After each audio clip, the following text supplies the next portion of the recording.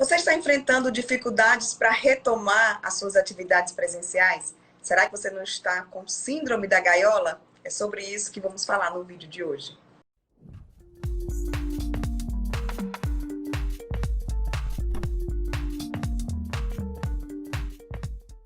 E para falar sobre a síndrome da gaiola, né, analisar um pouco esse comportamento, muitas pessoas com receio de voltar às suas atividades presenciais, nós convidamos a psicóloga Tassiana Chiquete para bater um papo com a gente. Então, se você percebe que está com ansiedade, sente taquicardia, um nervosismo na hora de retomar suas atividades, principalmente os estudantes que estão passando por isso, fica com a gente para acompanhar essa entrevista.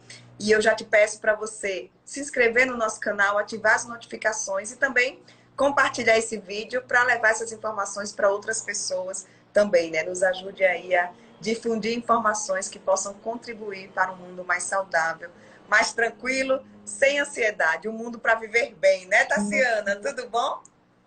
Tudo bem, Ju, espero que esteja tudo bem também com quem está assistindo a gente.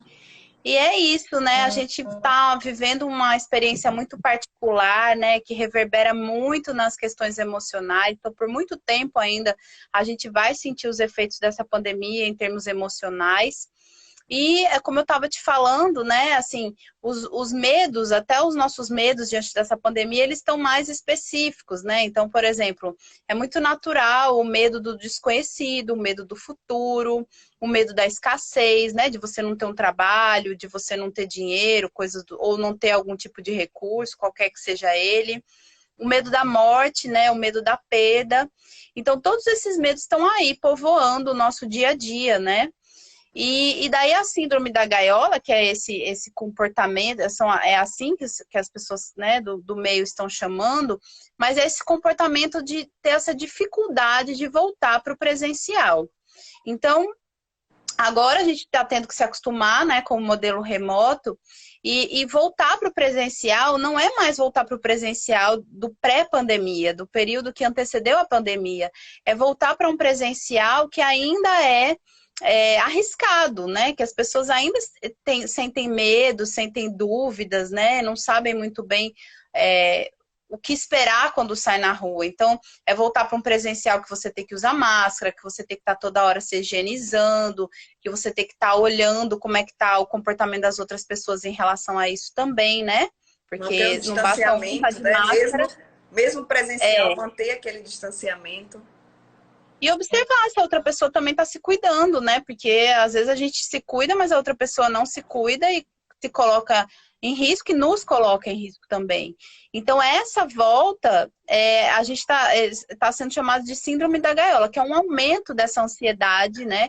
Quando a gente volta para o presencial. Está sendo muito comum, Ju, nas escolas, né? Com os adolescentes. Tem até uma pesquisa da USP, do Instituto de Psiquiatria, recente, que numa amostra de 7 mil adolescentes e crianças, 26% apontou mais sintomas de ansiedade, né? Tanto físicos, como taquicardia, sudorese, quanto psicológicos, né? Aquele medo persistente, pensamentos, uma atividade mental que não para, né? Pensamentos antecipatórios.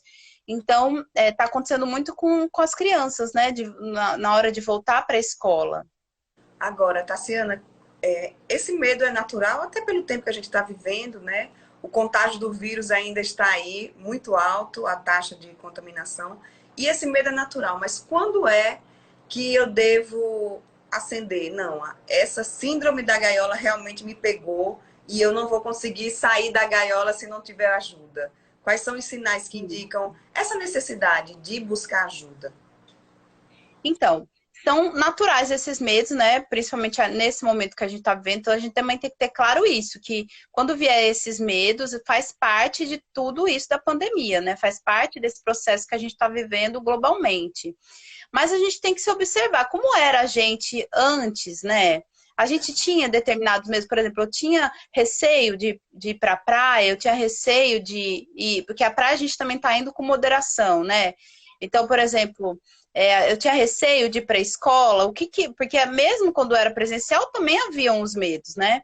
Então, Uhum. assim, que tipo de medos que estão acontecendo, que estão me travando, que estão me impedindo de ter a vida que eu aprendi a ter antes, né? Que eu já tinha superado. Então, por exemplo, determinado adolescente não ia normal na escola, né? Lógico que lá ele também se deparava com uma série de situações emocionais, mas não havia esse impedimento. Então, se está tendo um impedimento, né? Se tá o adolescente está preferindo o online, a gente tem que analisar também se também é um pouco de acomodação e olhar para isso não como preguiça, mas como por que será que esse adolescente está tão acomodado nesse sentido? Por que ele não quer voltar para o social? A gente analisar com mais cuidado, com mais carinho, sem essa coisa, tá com preguiça e tem que ir pronto, né?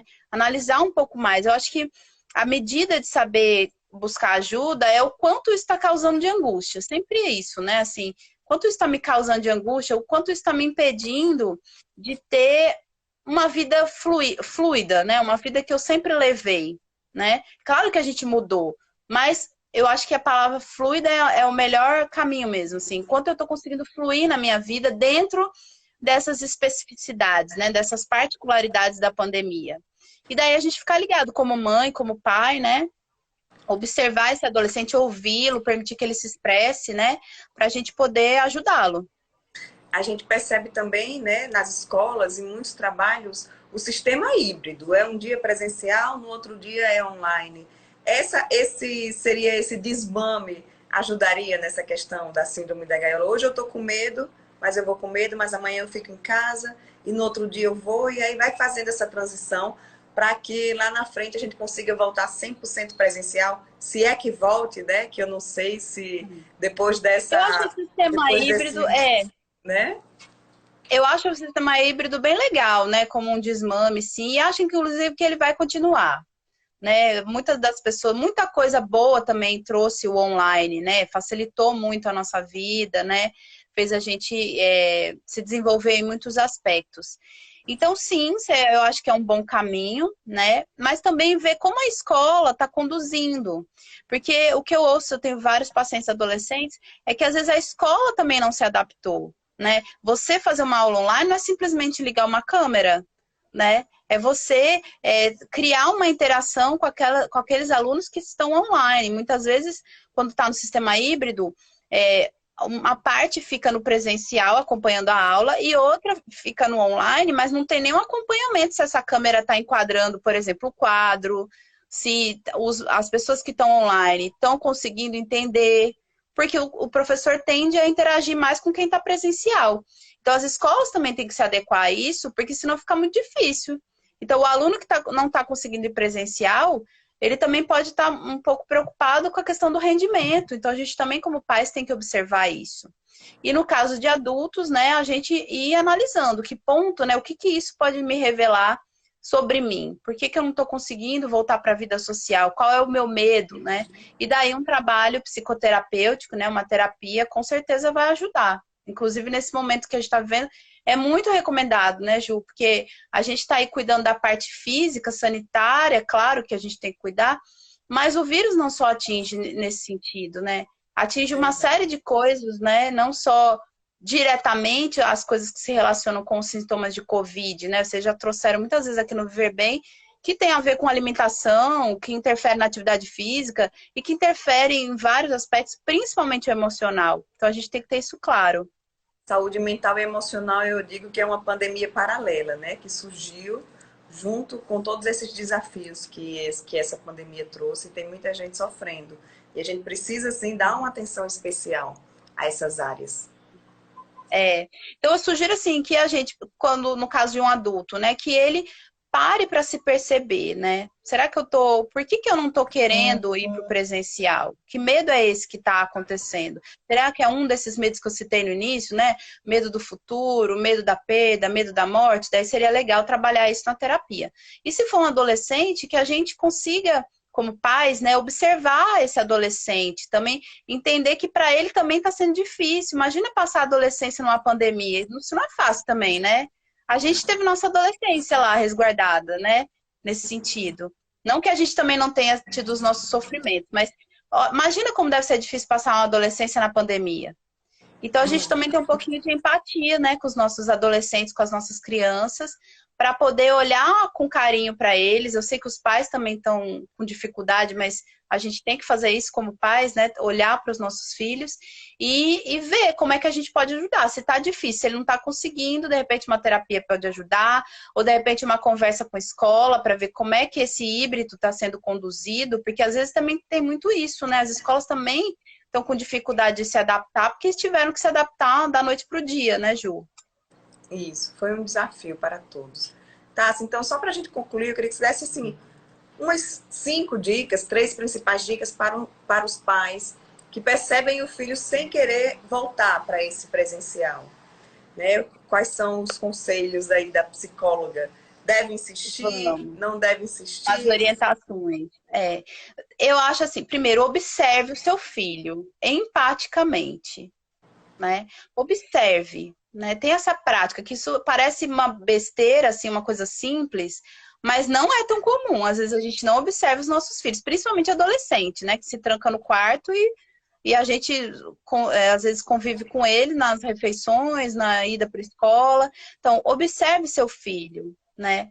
Depois, permita que ele se expresse, né? Crie um ambiente que ele se sinta seguro para se expressar. Porque se você também começar a criticar, começar a julgar, você não quer ir porque tá com preguiça, ele não vai ter como falar sobre o que ele está sentindo. E, na verdade, quando ele falar o que ele está sentindo, é que vocês vão saber juntos como conduzir.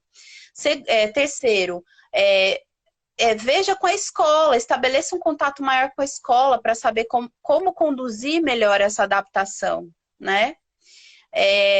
E quarto, né, busque ajuda profissional. Se você não está dando conta, busque ajuda profissional, porque ajuda muito e a terapia com adolescente é muito efetiva, assim, eles são muito rápidos, né, em se transformar, então vale muito a pena. Então, acho que esses 4 pontos seriam, assim, os centrais, né, para poder ajudar nesse sentido. Ótimo, Tassi, muito obrigada. Muito obrigada mesmo. Você sempre aqui com a gente, trazendo essas orientações, essas informações para ajudar o nosso público. E eu digo a mim também e a todos que assistem, né? Porque o bom de fazer o Viver Bem é isso, que você vai aprendendo a cada dia, a cada entrevista. Pronto, é um prazer estar aqui sempre, viu? Pois um beijo grande para você, para o nosso público, seu público aí. E vamos adiante, né? Vamos firme, ninguém solta o coração de ninguém, que a gente vai Pois é, superar. verdade. Vamos superar sim, com certeza.